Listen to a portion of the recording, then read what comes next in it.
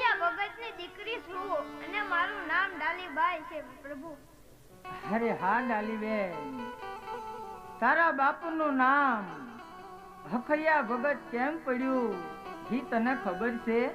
અરે નહીં નહીં પ્રભુ, એ તો મને કાંઈ નથી ખબર, પણ મારા બાપુજી રામાપીરના ભગત છે અને મારા ઘરે રામાપીર બાપાનું સ્થાપન છે અને મારા બાપુજી રામાપીરના ભગત છે એટલે બધા એને હખૈયા ભગત કહ્યું. અરે હા ડાલીબેન, તો હા તારા હાથમાં શું છે ડાલીબેન? અરે પ્રભુ, મારા હાથમાં કંકુ ચોખા છે.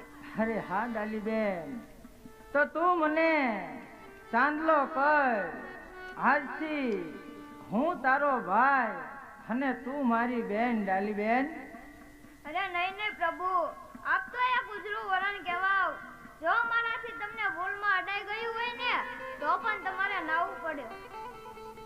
અરે નહીં નહીં ડાલીબેન, અમારે તો 18 વરણ સરખા છે ડાલીબેન, માટે તમે મને ચાંદલો કરો ડાલીબેન, ચાંદલો કરો. બહુ સારું, તો આજથી તમે મારા ભાઈ ને હું તમારી બેન. બહુ સારું ડાલીબેન.